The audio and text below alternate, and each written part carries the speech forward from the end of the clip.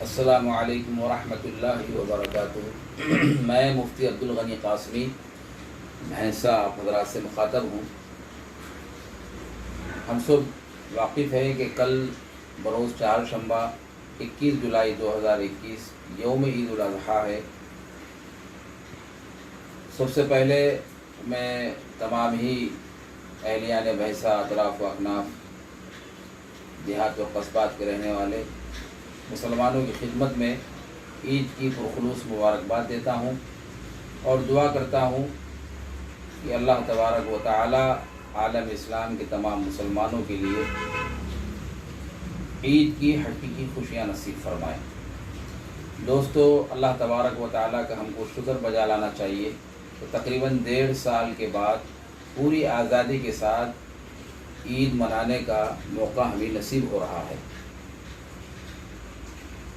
ویسے عید تو ہم مناتے ہی آئے ہیں، لیکن چونکہ تقریباً 1.5 سال سے کووڈ-19 کی وجہ سے پوری آزادی کے ساتھ ہم نہ عید الفطر منا سکے اور نہ ہی عید الاضحیٰ۔ یہ پہلا موقع ہے 1.5 سال کے بعد کہ پوری آزادی کے ساتھ عید منانے کا موقع ہمیں مل رہا ہے۔ بہرحال عید الاضحیٰ کو لے کر میں آپ حضرات سے ایک اپیل کرنا چاہتا ہوں۔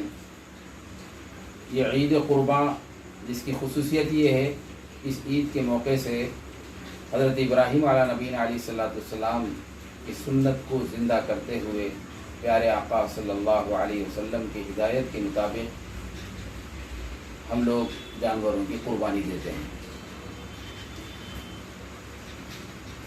ہم سب جانتے ہیں کہ یہ جانوروں کی قربانی حضرت ابراہیم علیہ نبینا علیہ الصلوۃ والسلام کی سنت ہے، اور ہر صاحب نصاب پر جس پر زکوٰۃ واجب ہے اس پر قربانی واجب ہے۔ اور الحمدللہ اس بات پر اہلیان بھینسہ اللہ پاک کا جتنا شکر ادا کرے کم ہے کہ ہماری اپنی بستی میں قربانی دینے کا اچھا خاصا مزاج ہے، اور ہمارا اپنا سروے یہ ہے، تجزیہ یہ ہے کہ 50% لوگ آبادی کی، یعنی جتنی تعداد میں یہاں پر مسلمان آباد ہیں اس کا 50% لوگ جو ہے قربانی دیتے ہیں۔ اور جو ہے میں دعا کرتا ہوں اللہ تبارک و تعالیٰ سے کہ اس تعداد میں مزید اضافہ فرمائیں، اور جو حضرات قربانی دے رہے ہیں اللہ پاک ان کی قربانی کو قبول فرمائے اور اس کے ثمرات اور برکات سے ہمیں مالا مال فرمائے۔ دوستوں، میں اس کو قربانی کو لے کر ایک اپیل کرنا چاہتا ہوں۔ ہم جانوروں کی قربانی دیتے ہیں اور اس کی کھال جو ہے ہم اس کا مصرف میں جو ہے صرف کرتے ہیں، یعنی دینی مدارس کو، یہ وہ تنظیمیں جو خدمت خلق کا کام کرتی ہیں ان کے حوالے کرتے ہیں، غربا اور مساکین کے حوالے کرتے ہیں، اس کے ذریعے سے ان کی ضرورتوں کو پورا کرنے کی فکر کرتے ہیں، اور یہی اس کا مصرف ہے۔ اسی کو سامنے رکھتے ہوئے میں ایک بات یہ عرض کرنا چاہتا ہوں کہ ہم سب جانتے ہیں کہ یہ کھال جو ہوتی ہے، چمڑا، چرم، مارکیٹ میں فی الحال اس کا کوئی ویلیو نہیں ہے، اور اس کا ویلیو اتنا گر چکا ہے کہ اس کے خریدار بھی نہیں ہیں۔ 100 روپے سے کچھ کم زیادہ میں جو ہے چرم کی قیمت رہ گئی ہے، جبکہ اس پر نمک وغیرہ لگانے کا جو خرچ آتا ہے وہ تقریباً 50-60 روپے ہوتا ہے۔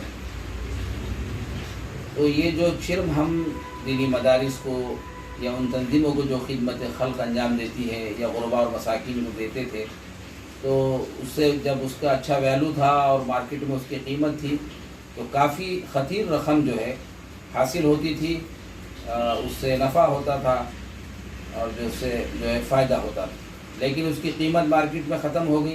اس لیے یوں سمجھیے کہ بالکل وہ کم قیمت کیا بے قیمت ہو گیا ہے۔ بہرحال جو ہے چاہے اس کی قیمت ہو نہ ہو، اہل مدارس اپنی ذمہ داری سمجھتے ہیں کہ چرم کو جمع کیا جائے اور اس کو فروخت کر کے جو ہے ضرورتوں کو پورا کیا جائے۔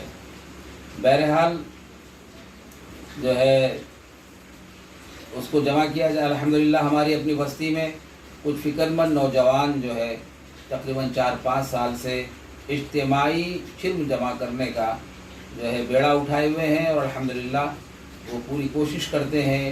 ایک ہماری اپنی بستی میں اجتماعی چرم جمع کرتے ہیں، اس کی فروخت کے بعد اس کی رقم کو جو ہے مدارس اور تنظیم جو ہے خدمت خلق جماعت اسلامی آپس میں جو ہے تقسیم کرتے ہیں.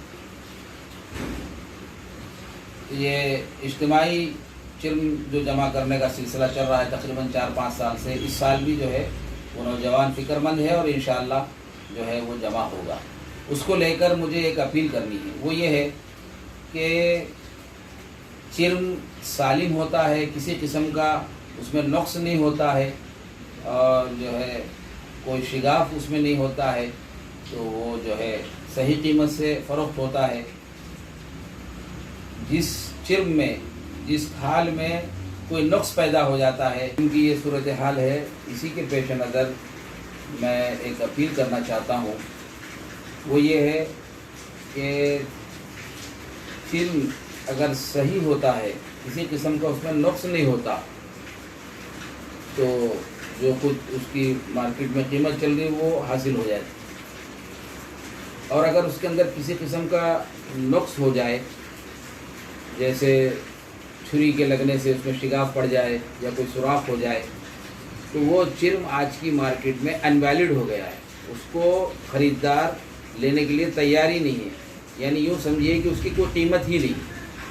اس لیے اس کو سامنے رکھتے ہوئے خاص طور سے میں ہمارے بستی کے قریش برادران سے ایک اپیل کرنا چاہتا ہوں درد مندانہ، کہ وہ حضرات جانور سے کھال کو الگ کرتے وقت پوری احتیاط برتیں اور اس بات کی کوشش کریں کہ کسی بھی طرح سے اس چرم میں جو ہے نقص نہ پیدا ہونے پائے. چھری لگ جاتی ہے، سوراخ ہو جاتا ہے، شگاف پڑ جاتا ہے، تو وہ ناقص جو ہے چمڑوں میں اس کا شمار ہوتا ہے، اس کی کوئی قیمت نہیں. تو قریش برادران سے خاص طور سے میں یہ اپیل کرتا ہوں، درد مندانہ التجا کرتا ہوں کہ مارکیٹ کی صورتحال کو سامنے رکھتے ہوئے ہم پوری احتیاط برتیں اور کوشش کریں اس بات کی کہ کسی قسم کا کوئی نقص چھری کے لگنے سے جو ہے چمڑے میں پیدا نہ ہونے پائے. اور میں صاحب قربانی سے بھی اس بات کی اپیل کرنا چاہتا ہوں کہ وہ پوری طرح سے جو ہے نگرانی کریں. جب جانور ذبح ہو رہا ہو اور چرم نکالا جا رہا ہو تو اس وقت جو ہے باریک بینی کے ساتھ اس کی نگرانی کریں اور قریشی بھائیوں سے جو ہے یہ کہتے رہیں کہ چمڑا جو ہے نقص سے محفوظ رہے، کسی قسم کا کوئی اس میں نقص نہ پیدا ہونے پائے. بس یہی جو ہے میری التجا ہے تمام ہی بھائیوں سے، صاحب قربانی سے. آخر میں دعا کرتا ہوں کہ اللہ تعالی ہماری ان قربانیوں کو بے انتہا قبول فرمائے اور اس کے برکتوں سے مالا مال فرمائے. وما علینا الا البلاغ.